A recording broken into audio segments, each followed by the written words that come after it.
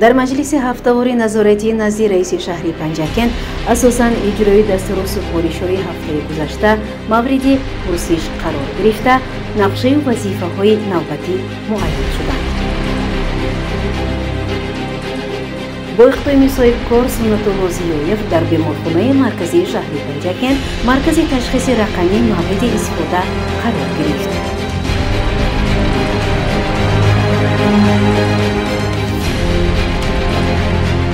با مناسبت 35مین سالگرد استقلال دولتی جمهوری تاجیکستان در جمعیت دهاتی رودکی بنیاد ده‌ها انشاءات با موفقیت جریان دارد.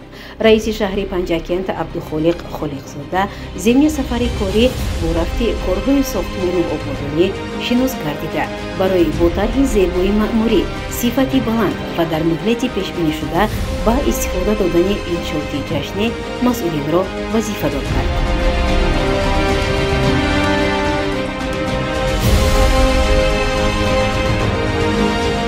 در زمینه دستور سپارش‌های اساسگذاری صلح و وحدت ملی پیشوای ملت پرزیدنت جمهوری تاجیکستان محترم امامعلی رحمان ضمن ملاقات با راهبران و فعالان ولایت سوخت که سنه 19 نوامبر سال روان برگزار شده بود در دولار مقامات اجرایی محلی حاکمیت دولتی شهر پنجکند پیرامون خوش‌طرح و زیبا ساختن انشاءات ساخته شونده و طرح معماری آنها مجلس دایر گردید.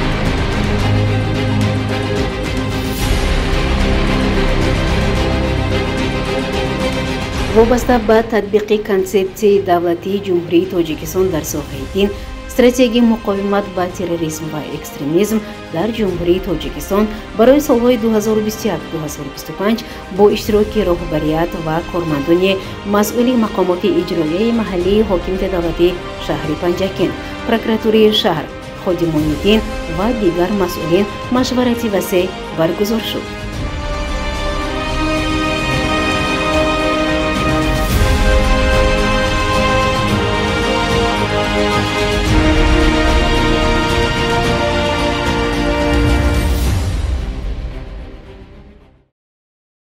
در تالار مقامات اجرایی محلی حاکمیت دولتی شهر پنجکند تحت رهبری رئیس شهر عبدالخالق خالقزاده جلسه هفته‌وار نوبتی نزد رئیس شهر پنجکند برگزار گردید. در مجلس هفته‌وار گزارش معاون یکم رئیس شهر صبور صابرزاده وابسته به تدبیرهای آمادگی جهت در سطح بلند تشکیلی و فرهنگی برگزار نمودن فستیوال بین‌المللی صنعت خلقی سوزنی پنجکند وابسته به اعلان نمودن شهر باستانی پنجکند همچون شهر جهانی هنرهای دستی برای سوزنی‌دوزی گزارش مفصل داد. تاکید گردید که کاخ فرهنگ به نام علیم بابایف از تعمیر خوش صفت برآورده شده برای تشکیل نمایشگاه و برنامه ادبی و فرهنگی پنجکند شهر جهانی هنرهای دستی برای سوزنی‌دوزی کارهای اساسی انجام داده شدند. در مجلس هفته‌وار راجع به تطبیق قرار حکومت جمهوری تاجیکستان درباره برنامه دولتی در رشد تحصیلاتی تا مکتبی در جمهوری تاجیکستان برای سالهای 2020-2025 گزارش معاون رئیس شهر پنجکند پروینه نقیبی شنیده شد. در گزارش اطلاع داده شد که این زمان در نزد 74 مؤسسه‌های تعلیمی مرکز انکشاف کودک فعالیت می‌نماید که این نسبت به شماره مؤسسه‌های تعلیمی خیلی کم می‌باشد. در مؤسسه تحصیلاتی تا مکتبی شهر و دهاتی پنجکند شماره کودکان تعلیم گیرنده نزدیک 4000 نفر را تشکیل می‌دهد که این نشان داد به طلبات روز پورا جواب نمی‌دهد. اظهار داشت رئیس شهر پنجکند. با مقصد اجرای دستور سپارش‌های پیشوای معظم ملت سرور دولت محترم امامعلی رحمان باید در همه دهه‌ها کودکستان‌های زمانوی بنیاد کرده شوند. در این روند راهبریت شعبه معارف، جماعت‌های دهات، محله‌های شهر، صاحبکاران و دیگر مسئولین وظیفه‌دار شدند که برای سرعت بخشیدن بنیاد بناهای زمانوی و مجهز مؤسسه‌های تحصیلاتی تا مکتبی تدبیرهای ضروری اندیشند و این مسئله تحت نظارت جدی مقامات اجرایی محلی حاکمیت دولتی شهر پنجکند قرار دارد. با توجه اشتراکچیان مجلس نظارتی پیشنهادی پروکراتوری شهر پنجکند نیز درباره فعالیت مؤسسه‌های دینی، تنظیم عنعنه و جشن و مراسم қироат карда шуд ва ҷиҳати ислоҳи камбудиҳо шахсони масъул вазифадор шуданд. раиси шаҳри Панҷакент Абдухолиқ Холиқзода роҳбарони масъулро вазифадор кард ки онҳо бояд корҳои тарғиботиву ташвиқотиро ҷиҳати истиқболи сазовори 35-мин солгарди истиқлоли давлатии ҷумҳурии Тоҷикистон сари вақт анҷом додани тақсими тӯҳфаи пешвои муаззами миллат китоби шоҳномаи Абулқосим Фирдавсӣ, ободу зебо сохтани шаҳру деҳот, тозаву озода намудани маҳаллии зист, сари вақт анҷом додани кишти тирамоҳӣ, рушди соҳаҳои боғу токпарварӣ, асалпарварӣ, моҳипарварӣ, захираи картошка, захираи тухмии картошка, таъсиси корхонаҳои нави саноатӣ, коркарди ашёи хом, коргоҳи заргарӣ, бунёди муассисаҳои таълимӣ ва то мактабӣ, муассисаҳои соҳаи тандурустӣ, толору майдончаҳои варзишӣ, бо ҷойи кор таъмин намудани мутахассисони ҷавон, беҳтар намудани сифати омӯзиши забонҳо, зиёд намудани содироти меваву сабзавоти хушсифат, афзун намудани истеҳсоли маҳсулоти воридот ивазкунанда, ташкили сардхонаву гармхонаҳо, коргоҳи истеҳсоли дорувор, дастгирии оилаҳои камбизоат, шахсони яккаву танҳо, рушди соҳаи сайёҳӣ, ҳунармандӣ ва дигар масъалаҳои мубрамирӯз тадбирҳои мушаххас андешида ба роҳбарияти шаҳр мунтазам маълумот пешниҳод намоянд. дар интиҳои маҷлиси ҳафтавор кадри навтаиншуда бобой ва шаҳрноз ба вазифаи сардори шӯъбаи хадамоти муҳоҷират дар шаҳри Панҷакент муаррифӣ гардид. раиси шаҳри Панҷакент Абдухолиқ Холиқзода барои ҳафтаи нав нақшаи вазифаҳоро мушаххасу муайян намуд. гузориши Муинса Атамуллоева ва Шаҳбоз Қурбонов.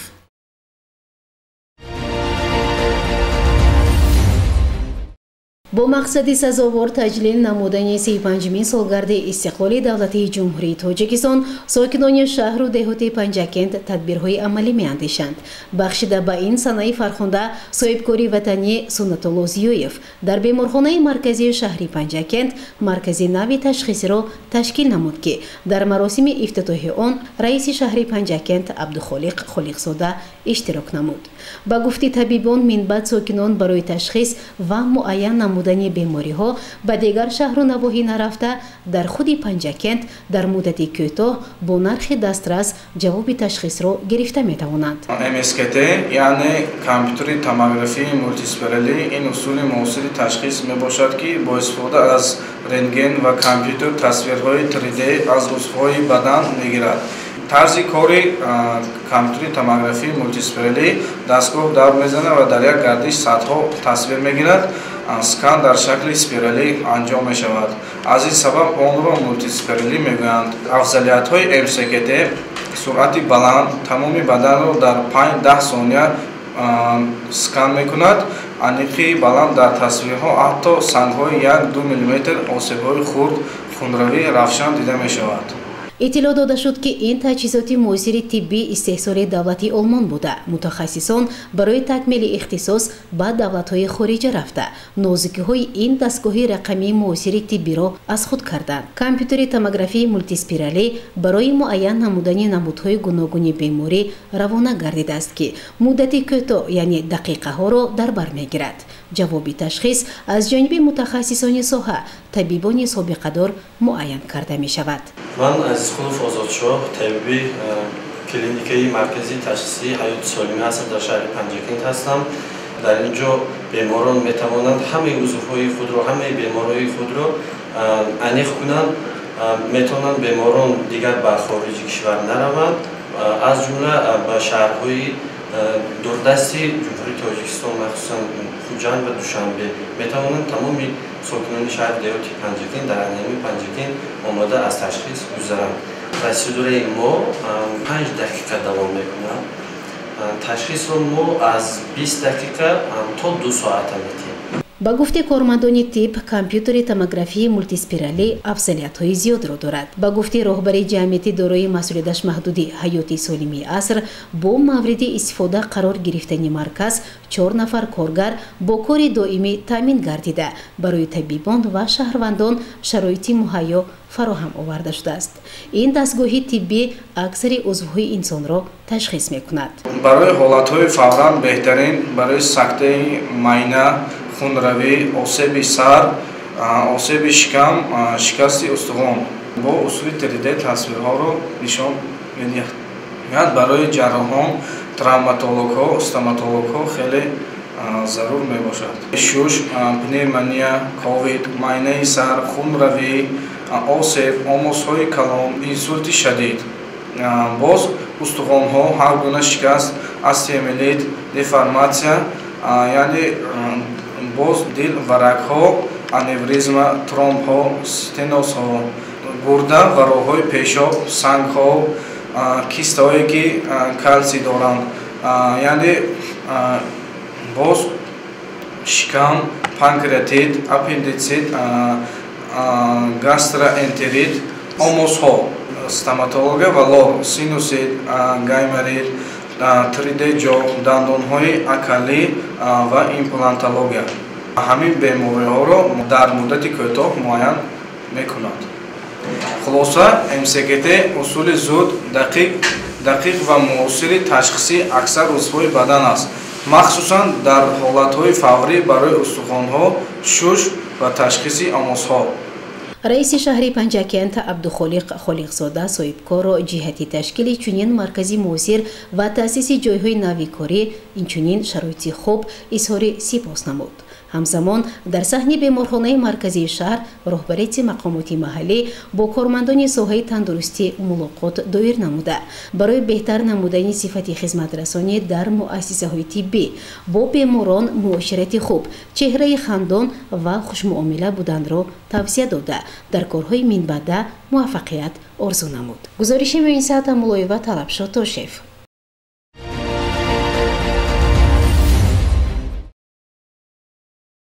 бо мақсади сазовор таҷлил намудани 35-мин солгарди истиқлоли давлати ҷумҳурии Тоҷикистон, шаҳру деҳоти Панҷакент рӯз аз рӯз ободу зебо ва хуррам мегардад. бо дастгирии мақомоти иҷроияи маҳаллии ҳокимияти давлати шаҳри Панҷакент дар ҳамкорӣ бо шарикони рушд дар доираи лоиҳаи таъмир ва барқарор намудани канали Ғӯрбик дар деҳаи негноти ҷамоати деҳоти рӯдакии шаҳри Панҷакент ҳолати обёрии 80 гектар замин беҳтар ва зиёда аз 110 гектар замини нав обёрӣ карда мешавад.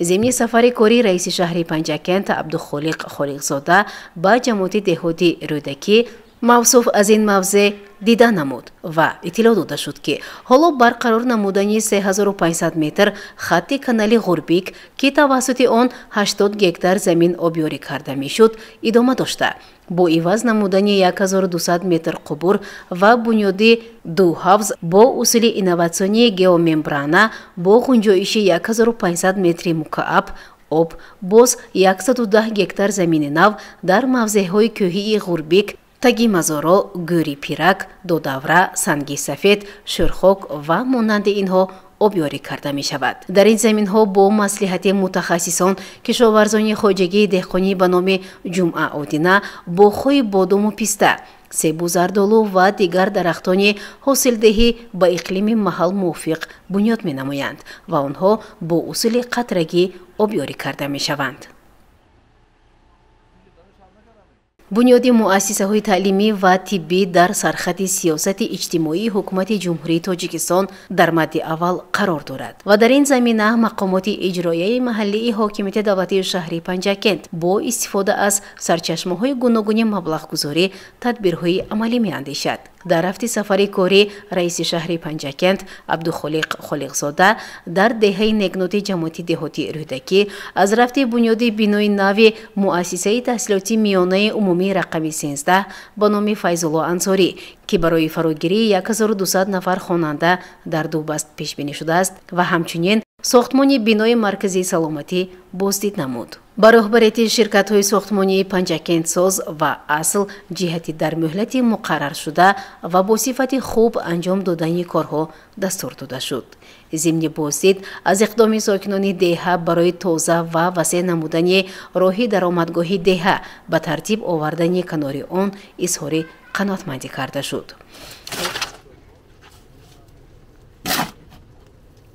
дар деҳаи негноти ҷамоати деҳоти рӯдакии шаҳри Панҷакент дар пайравӣ ба иқдомҳои шоистаи пешвои муаззами миллат сарвари давлат муҳтарам Эмомалӣ Раҳмон ҷиҳати гиромидошти фарзандони барӯйманди миллат ба хотираи зодагони номвари деҳа аз ҷумлаи шоирону олимон арч мегузоранд. имрӯзҳо дар деҳаи негноти ҷамоати деҳотӣ рӯдакӣ хонамузеиҳои шоирони номвари тоҷик, шоир драманавис Файзулло Ансорӣ, шоири халқии Тоҷикистон Убайд Раҷаб, олими фольклоршинос Нақибхон Шарифов фаъолият дошта, меҳмонону сокинон, сайёҳон ва хонандагони деҳа низ аз онҳо дидан менамоянд. зимни сафари корӣ ба ин деҳа раиси шаҳри Панҷакент Абдухолиқ Холиқзода аз фаъолияти хонамузеи шоири номвари бачаҳо Убайд Раҷаб дидан кард. дар ин ҷо нигораҳои гуногун, китобҳо, аксҳои нодир, либосу ҳуҷҷатҳо, аёниятҳо ки на танҳо аз ҳаёту эҷодиёти шоир, балки ҳаёти адабӣ, шахсиятҳои намоёни замони зиндагиаш нақл мекунад, ба намоиш гузошта шудааст. дар хонамузеи олими пухтакору сермаҳсул фольклоршинос Нақибхон Шарифов, ки дар айни камолот фавтида аст, боздидкунандагон бо китобу мақолаҳо ва аксҳои ӯ шинос шуданд. бояд гуфт ки дар деҳаи негноти ҷамоати деҳотӣ рӯдакӣ бозак китобхона фаъолият дорад, ки онро зодаи деҳа, собиқадори соҳаи ҳифзи ҳуқуқ Мақсуд Гадоев бунёд кардааст ва дар хазинаи он беш аз 6000 китобҳои бадеӣ ва илмиву оммавӣ ҷамъоварӣ шудааст. хонандагон, дӯстдорони китоб метавонанд ба ин китобхона омада китобҳои инро варақгардон кунанд ва ҷаҳонбинии худро васеъ намоянд. зимни шиносоӣ аз фаъолияти китобхона ва хонамузей раиси шаҳри Панҷакент Абдухолиқ Холиқзода ба иқдоми сокинон баҳои баланд дод ва барои тозаву зебо нигоҳ доштани хонамузей ва китобхона масъулинро муваззаф намуд. гузориши Муинса Атамуллоева ва Шаҳбоз Қурбонов.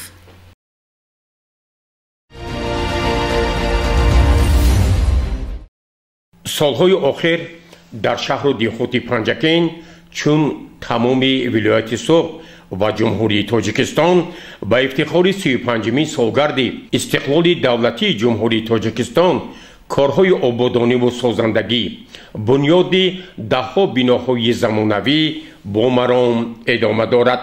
дар ҷараёни боздиди корӣ аз вилояти Суғд пешвои миллат президенти ҷумҳурии Тоҷикистон муҳтарам Имомалӣ Раҳмон санаи 19 ноябри соли равон дар мулоқот бо роҳбарият ва фаъолони вилояти Суғд таваҷҷӯҳи онҳоро асосан ба рушди соҳаи шаҳрсозии меъморӣ, риояи унсурҳои миллӣ ва дар таҳияи тарҳи меъморӣ иншоот риоя кардани технологияи муосир ва ҳамзамон барои иҷрои тадбирҳои мушаххас масъулинро вазифадор карданд. дар заминаи ин дастуру супоришҳои пешвои миллат президенти ҷумҳурии Тоҷикистон муҳтарам Имомалӣ Раҳмон дар мақомоти иҷроияи маҳаллӣ ҳокимияти давлатии шаҳри Панҷакент бо иштироки раиси шаҳр Абдухолиқ Холиқзода, муовинони раиси шаҳр, масъулони шаҳрсозию меъморӣ, роҳбарони ширкатҳои бинокорӣ, раисони ҷамоатҳои деҳот, соҳибкорон, дигар ташкилоту идораҳои дахтдор машварати васеъи корӣ баргузор гардид. дар бораи рафти корҳои ободониву созандагӣ, бунёди даҳҳо биноҳои замонавӣ дар қаламрави шаҳри Панҷакент ва деҳоти он ба ифтихори 35-мин солгарди истиқлоли давлатии ҷумҳурии Тоҷикистон муовини раиси шаҳр Хисрав Дӯстбойзода маълумоти муфассал дод. ӯ изҳор дошт ки дар 5 соли сипаришуда маблағгузории асосӣ аз 172 миллион сомонӣ соли 2020 дар соли 2024 ба 223 миллион сомонӣ баробар гардида дар ин давра ба масоҳати 204 ҳазор метри мураббаъ манзил ба истифода дода шуд. таъкид шуд ки ҳамзамон дар асоси нақшаи чорабиниҳои мақомоти иҷроияи маҳаллии ҳокимияти давлатии шаҳри Панҷакент ба истиқболи 35-мин солгарди истиқлоли давлатии ҷумҳурии Тоҷикистон дар шаҳру ҷамоатҳо барои бунёди даҳҳо иншооти замонавӣ корҳо бомарон пеш мераванд. айни замон беш аз 19 иншооти иҷтимоӣ ва истиҳсолӣ ва зиёда аз 45 биноҳои баландошонаи истиқоматӣ бо марказҳои тиҷоратию хидматрасонӣ сохта мешаванд. дар машварат توجه مسئولان بخش معماری و شهرسازی، راهبران شرکت‌های بیناکاری و دیگر ساختارهای مربوطه به اصلاح مشکلات موجوده در این سمت به رسمیت درآوری حجت‌گذاری انشاءات، رعایت معیارها و در وقت معین شده با صفت بلند مورد استفاده قرار دادن انشاءات و دیگر مسائلی که به تامین آب آشامیدنی، مسائل کمونیکاسیا، بنیاد شبکه‌های تشناب، تامینات با برق، راه آبرفها، انفراستراکچور اجتماعی، تقویت نظارت مالیاتی و تکنیک ساختمان، سهم‌گذاری در آباد و زیبا نمودن اطراف انشاءات نو و دیگر مسائل آبادانی تحلیل و بررسی گردیده از طرف رئیس شهر عبدالخالق خالقزاده بار دیگر وضع به عمل آمده مورد تحلیل و بررسی قرار گرفت. رئیس شهر بار دیگر از معاونان سرپرست، شعبه معماری و شهرسازی، صاحبکاران، تشکیلات‌های ساختمانی و دیگر مسئولین قاطعانه طلب کرد که ما باید در سمت اجرای دستور و سفارش‌ها یک قطار ایرادهایی که از طرف پیشوای ملت پرزیدنت جمهوری تاجیکستان محترم امام علی رحمان ضمن ملاقات با راهبریت و فعالان ولایت سوخت سنه 19 نوامبر سال روان به میان گذاشته شده بود، تدبیرهای مشخص اندیشیم و شهر باستانی پنجکین را به یک شهر خوشتر، زیبا، وضعیت معماری خیلی مرتب آباد سازیم و جشن فرخنده 35مین سالگرد استقلال دولتی جمهوری تاجیکستان را با کارهای آبادانی و سازندگی شهر و دهات زیبا و سبز و خرم استقبال نماییم. گزارش عباس همراساده و شاهحسین صالحوف.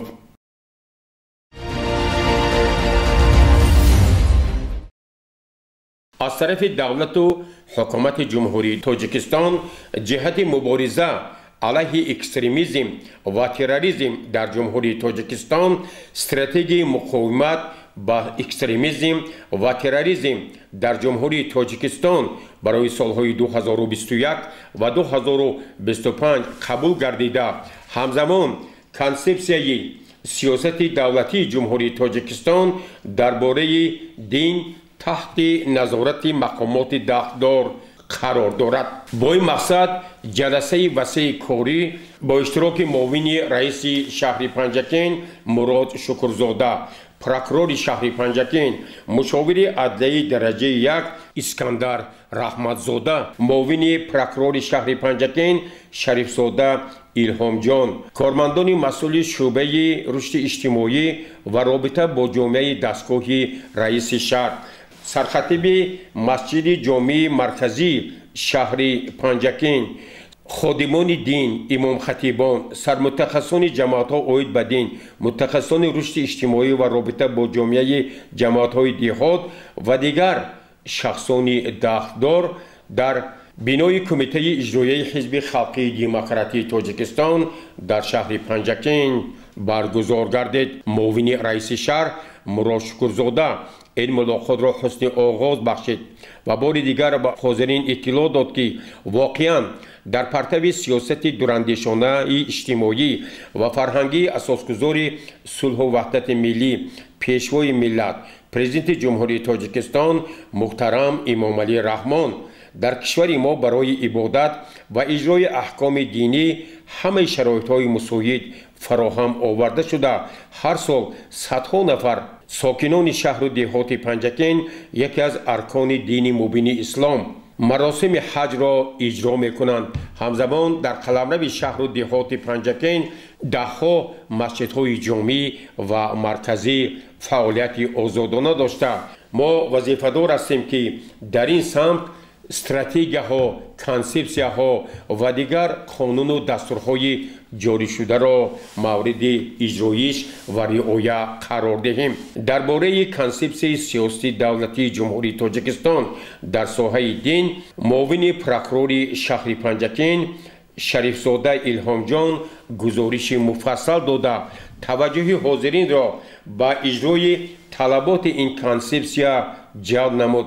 تاکید شد که باید ما همگان از جمله خادمان دین در کارهای خیر و ثواب، آبادکاری و سازندگی، شکرگزاری از فضای صلح و ثبات، تربیت فرزندان در روحیه وطن دوستی، پیشگیری آنها از گرایش به عقیده‌های افراطی، رعایت قطعی مقررات قانون درباره تنظیم جشن و مراسم در جمهوری تاجیکستان، تقویت کارهای فهماندهی در بین نمازگزاران وابسته به وسعت تدبیرهای بنیادکاری و سازندگی جهت استقبال سزاوار 35مین سالگرد استقلالیت دولتی جمهوری تاجیکستان پیوسته تدبیرهای مشخص را عملی نماییم.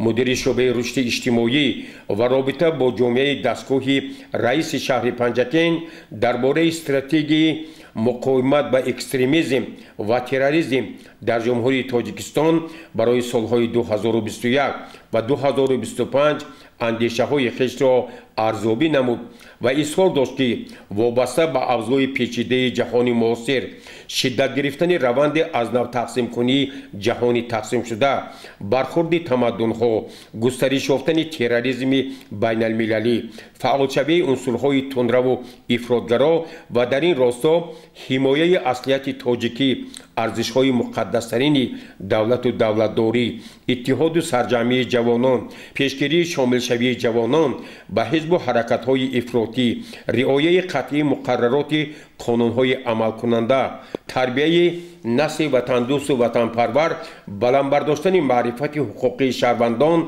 و جوانان، جلب آنها به دانش آموزی، کسب آموزی، اشتراک نورسان در آموزش زبانهای خارجی و خدمت صادقانه آنها در صف قوه‌های مسلح جمهوری تاجیکستان اندیشه های خویش را ارزیابی کرد. پروکورور شهر پنجکین مشاور عدلیه درجه 1 اسکندر رحمتزاده در جریان این همایش وسیع از هر یک اشتراکدار آن دعوت به عمل آورد که در جنگ‌های اطلاعاتی فعال باشند، از سر وقت به گزارش‌های بی اساس خائنان ملت جواب‌های مشخص و قانع کننده دهند، زیرا حفظ استقلال و آزادی وظیفه مقدس هر یک شهروند خودآگاه و خویشتن‌شناس است.